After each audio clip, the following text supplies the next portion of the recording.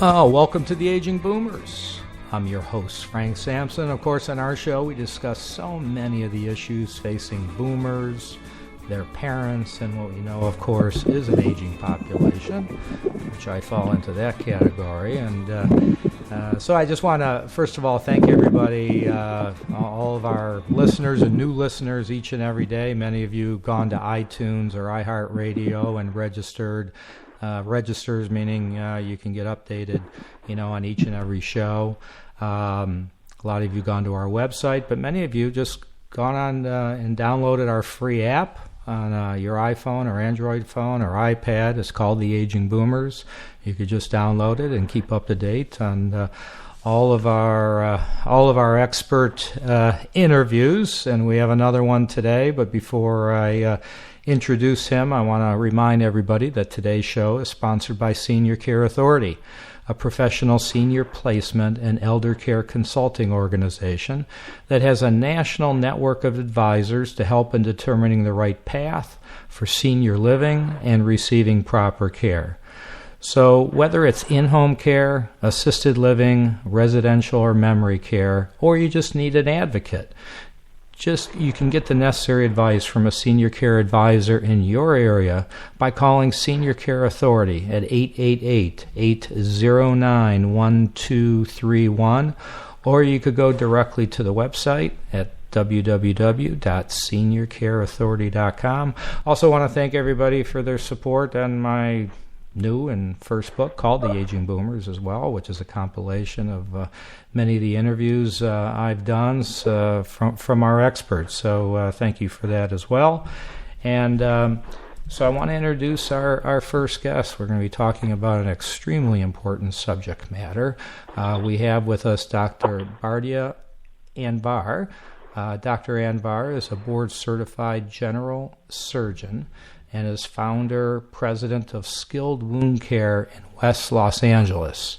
Through his leadership, Skilled Wound Care has grown from a small practice to the nation's leading wound care group servicing nursing homes throughout the U.S.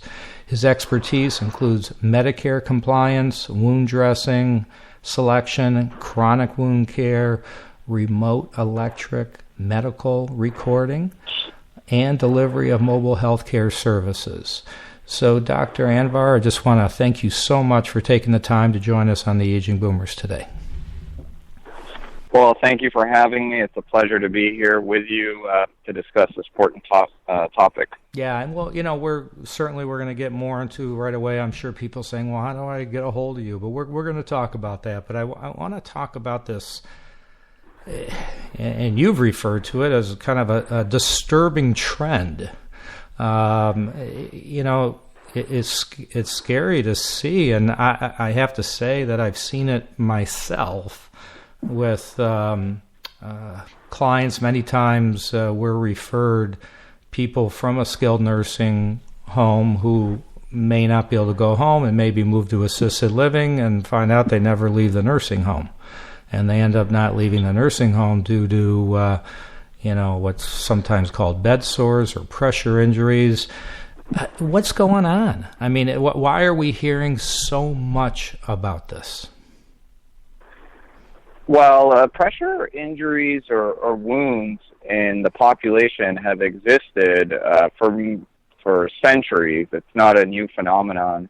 When individuals get sick, especially when there's a lot of comorbidities. As you know, in the United States, we have a high incidence of vascular disease or atherosclerosis, and many people, as they age, they develop skin changes, as well as we have a large population of patients with diabetes. And once you pass a certain age, the blood flow to the skin diminishes, and then you have this risk of the development of these wounds or pressure injuries. And these usually occur over bony prominences throughout the body, and sometimes they can go down to the level of the bone, and it is extremely challenging to heal these wounds, given that the patients overall are not doing so well. We have patients that have maybe 11 14, 15 medical risk factors for developing these wounds, and then once they're developed, it's very, very challenging to heal them. So, and right now we're seeing more and more of them as we live longer, as we age, the risk of it goes up, and there's many, many risk factors that contribute to the development of and formation of these wounds, so it can be very challenging to heal them as well. I mean, I read a statistic that, home, those that are being taken care at home, I maybe have the information not exact, and you could help me with this, and those being cared in a nursing home and at home, it could be responsible, this issue could be responsible for up to about 60,000 deaths a year. Is that correct? Yes, so these wounds can get infected. The actual wound itself, the opening of the skin, can get infected, and if the infection goes into the bloodstream, sometimes with bacteria that are very virulent or very dangerous to the bloodstream, and it can cause an infection, which is known as sepsis, and patients will usually end up in the hospital, and unfortunately we see about 60,000 deaths a year, which, if you look at it, if you compare it to the cancer statistics, the only cancer that claims more lives than pressure wounds is lung cancer. So it's a serious problem, and it needs to be addressed and managed very carefully, or, unfortunately, it really claims a lot of lives, and it can be very dramatic for the family and traumatic for the patient. It's very painful, and it's not a pleasant way to, unfortunately, die. So our goal is to get these wounds healed and take away a lot of the pain for the patients, get them clean so they're not foul-smelling. A lot of these wounds can have a really foul odor to them. They can be very painful. The patients cannot be laid up on the wounds, so they need to be turned in a special position, which can be uncomfortable for them. So we really are at a goal for healing these wounds, and the standard of care really is to remove all of the devitalized tissue, which can be categorized as necrosis or slough or these biofilms, which is basically a buildup of this bacteria that builds up on the surface of these wounds.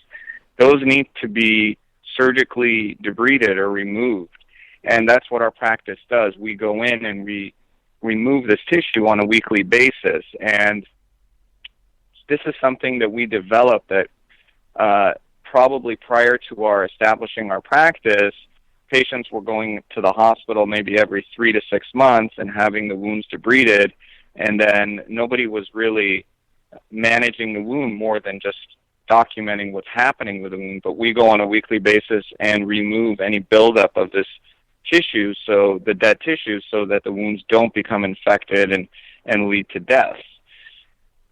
So it's kind of like a chronic disease, just like diabetes, how patients need to have their insulin. These patients need to have these wounds surgically debrided or excised so that there is no dead tissue on them. So if you're a family caregiver, all right, and your loved one goes into the hospital or goes into skilled nursing, how do you become an advocate regarding this issue alone? I mean, for them. I mean, if this is happening so often, how would the average person even know that it's going on? Well, it's very challenging. It's a complicated field. There's a lot of contributing factors. So the first thing is that you want to be wary of if your family member has any diseases, such as diabetes. Diabetic patients are at risk for developing really severe wounds on the feet. So if you're a family member and you have a diabetic family member at home, you want to examine the feet as often as possible. Diabetic patients should wear comfortable shoes that are almost non-restrictive on the feet. Be careful of swelling in the lower extremities. So a lot of diabetic patients will develop wounds and then go to the nursing facility, and then they will develop infections. And unfortunately, diabetes, for instance, is the leading cause of amputations in the United States. So you have to be careful of diabetes. And then if your family member develops a wound or a pressure ulcer, now we call them pressure injuries, you want to catch them early. So if your family member is at home, you want to make sure that you're doing a thorough exam of their body every day. You're cleansing the skin, but you're not being very aggressive or irritating the skin or being rough with it as you wash the skin, because the skin is very sensitive. You want to keep it well moisturized. You want to prevent dryness, and you want to keep your family member off the bony sites where the ulcers occur, and that includes the heels of the patient. It includes the lower back, or what we call the sacral coccyx region, or the coccyx. It includes the hips. And then also when patients are sitting, for instance, in a wheelchair, we want to limit that time to about 60 minutes, because after that point in time, the blood flow is really restricted to what we call the ischial areas, or the areas where we sit on, and then we start to develop wounds there. So we want to be really careful turning and monitoring the backside of the patient, especially because that's where most of the pressure occurs. And then unfortunately, if a wound does occur, we need to call specialists, and we really need to make sure it's being seen. Our practice does go into the patient's home as well as the nursing facility, and when we see the patients at home, it's very important that the family members know how to do the dressing changes, how to properly put on the dressings that go on top of these wounds. And also it's very important to work with the nursing staff that takes care of the patient at home, so that they know how to apply the dressing so that the wounds can heal properly. So I'm going to put you on the spot here. I told you I wouldn't, but I'm going to. Okay. So do you think nursing homes generally are well educated to handle this matter? Well, I think handling wounds is a challenge for everybody, our practice included. So in the nursing home, you have to understand that the resources are less than the resources in a hospital. And even in the hospital, there's a lot of challenges with these wounds occurring. So actually the majority of these wounds occur in the hospital setting, but we see them mostly in the nursing home because the patients are in the nursing home for such a long period of time, and we expect them to heal at some point, and they don't heal. So the nursing homes do an excellent job, but you must be aware that some nurses come and they will all of a sudden be treating a patient for wounds, and they may not have had prior experience. So there may be a learning curve for some nurses, whereas some nurses may be very experienced and educated. Our practice also educates nurses on how to take care of these wounds, because the standard of care is always changing on documentation, staging these wounds, and how to treat them, and what are the best and most effective treatments. But at the end of the day, the best thing for these wounds is having the proper nursing care, having the area taken completely off the pressure that caused it, keeping the area clean, putting on a good dressing, and protecting the skin around the wound so that it's healthy, and that is the best way these wounds heal. There hasn't really been shown that one specific agent, and there's a lot of agents out there, such as honey dressings, there's a vacuum dressings, there's all sorts of different kinds of dressings, and all of a sudden we'll read about it, family members will read about it, and they'll jump towards that. But no one dressing will do the trick and heal a wound. It's really about the good care that the patients receive. Are these wounds preventable, or is it's going to happen and it's a matter of how you treat it? Well, I think there is a general bias that these wounds are completely preventable. But if an individual is healthy, they're young, and they sit in a car, let's say for a road trip for 12 hours, they won't develop one of these wounds. However, if you have a very frail, elderly individual who is lying in bed, they can develop a wound within 15 minutes. So it's not really, I think there's this bias or this perception that it's due to poor care, poor nursing care to be specific. But these wounds can happen almost within minutes. So it's not really a result of poor care. It's a result of, a lot of different factors. Most specifically is all of the challenges and medical history of the patient that causes that to occur. That's so. Let's talk more to our family members, family caregivers. What would they see if there was just it developed? What is it that they're going to see? Redness? What would it look like to the person who's not trained?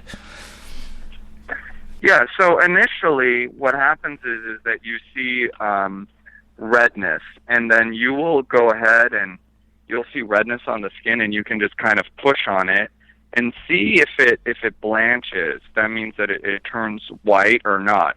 Now, this is more challenging in darker-skinned individuals because you don't really see the changes in the skin as much. So you have to be even more careful. So you look for any swelling in the area, bogginess, any pain in the area. If the area is a little bit warmer than the rest of the body, a wound could be developing. So if you see that, usually we call those a stage 1 pressure injuries. You want to catch them early before they become deeper, and what we call the worst one is a stage 4, when it gets down to the muscle tissue or the bone. So you want to prevent that from happening. So the first thing you want to do is completely get your family member or patient off the area so that there is no pressure to that area, so that the blood can get to the area and the body can heal it itself. And then there are some agents you can use that have balsam Peru, castor oil in them that you can apply to the area to increase the blood flow that will help also with healing. So that's basically the first step in identifying these, and you really want to examine the skin, and if you see anything that is concerning to you, you definitely want to notify your physician or take them to see a physician to have a further analysis of what's going on. So I would think that these sores, they could occur anywhere, but you mentioned earlier with diabetics, it's common to be in the feet area. For those that are not diabetics, what other areas of the body do they more commonly occur? They most commonly occur in the hip and the lower backside. So about almost 60 to 70% of them are right there in the hip area, and the lower backside is the most common. And as you know, in the hospital beds, we put the patient's head up so they can watch television, and they're sitting right there on their coccyx bone or their tailbone, and that bone is pushing against the bed and sandwiching the skin and causing this dramatic effect where you're losing blood flow to the tissue, and that's where you're having the most of them occur. So that's the area when you're washing patients or turning them if they are incontinent, to examine the area and make sure there isn't really anything developing there. And then also you want to keep the area clean, and it's not a clean area. You want to remove any, you want to clean family members or patients as often as possible, because if they're incontinent and it's just sitting there and they're laying on it, it causes a lot of moisture and skin breakdown.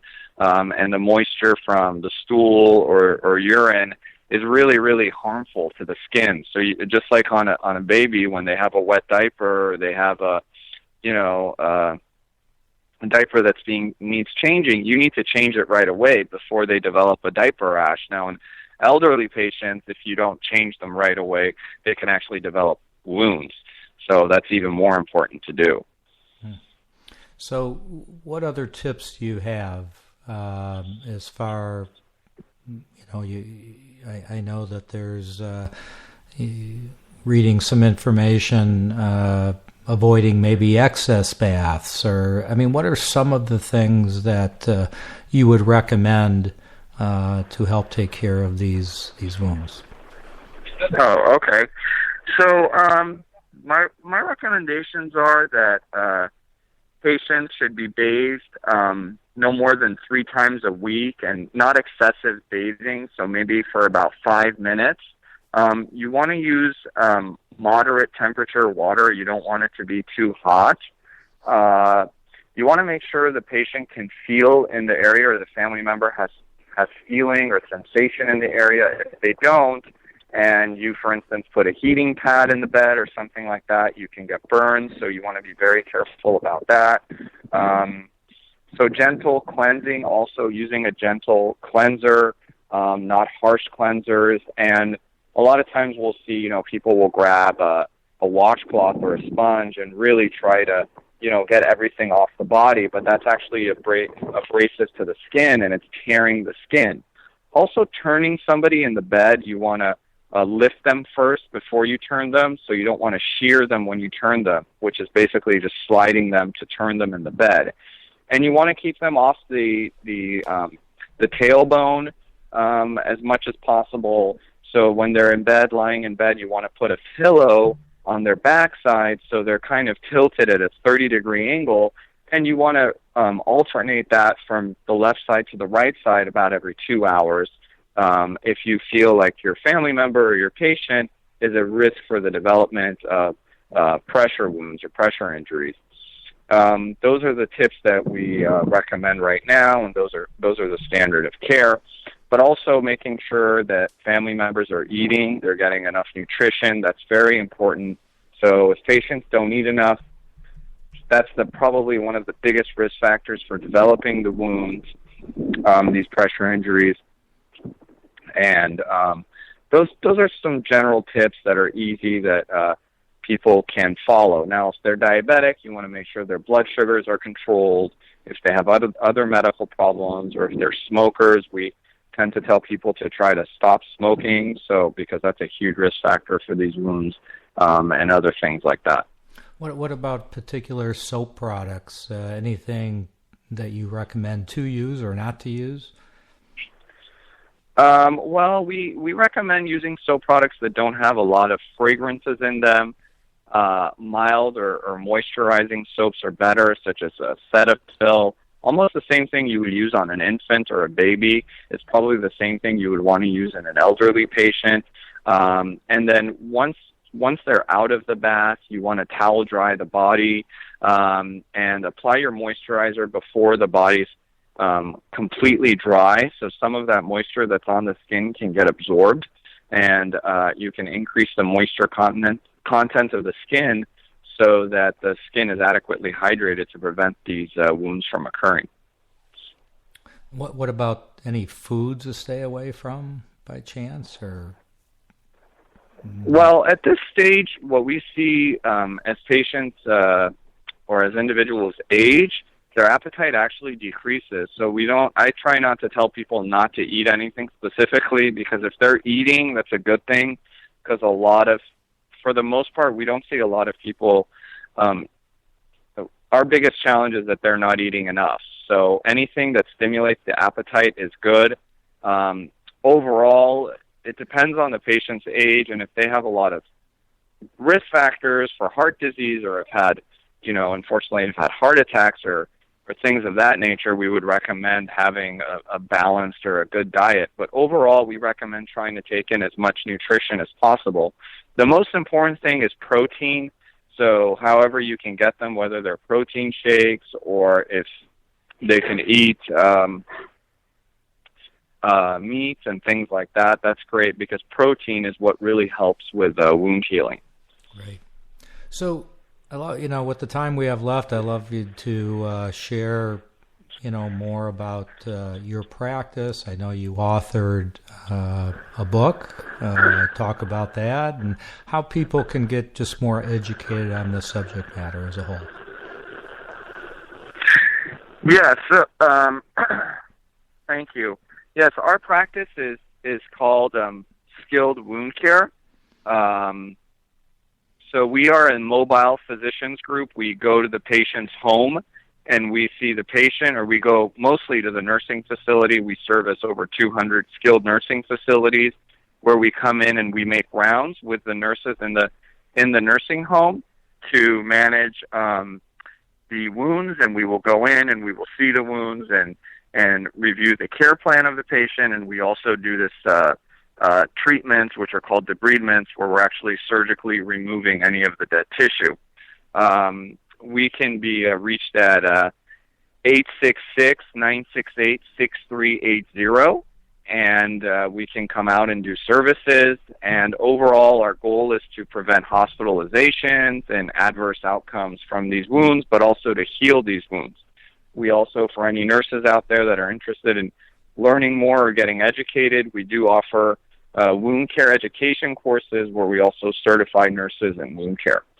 Overall, we're very appreciative to see any patients and family members and help them receive the best care possible. So, we have listeners all over the country. You happen to be in the LA area. Any suggestions to those listening that are looking for expertise in this area that may not be in Southern California? Well, our practice is actually all of California, Texas, and Louisiana. Oh, wonderful. Okay. All right. Yeah, so we're available in 3 states right now. And if you're in a state where we are not at, I think it's important that family members ask for a specialist, a wound care specialist, to really come and see your family member if a wound is there. And you can go either to a wound clinic or if there's a service that will come out to see you, that would be preferred, so you don't have to have all the transportation and the hassle of going out there to see. But now services like ours are common in a lot of states and might be difficult in rural areas, but that is growing as well with telemedicine, so that can happen as well. But it's most important is to really get a professional who's very experienced in this area or educated in this area to manage these wounds. Probably 10 years ago, this wasn't happening, but this is a growing epidemic that really needs specialty care. Well, Dr. Anvar, Dr. Bardia Anvar, thank you so much for joining us on the Aging Boomers. I mean, you were a wealth of information. And, it's my pleasure. Thank you for having me. Really appreciate it. You could certainly check out his website at skilledwoundcare.com. And just thank you for sharing this information, and hopefully we'll have you back in the future. I'm sure there'll be more information to share. So, and I want to thank everybody out there for tuning in to the Aging Boomers. Just be safe out there, and we'll talk to you all soon.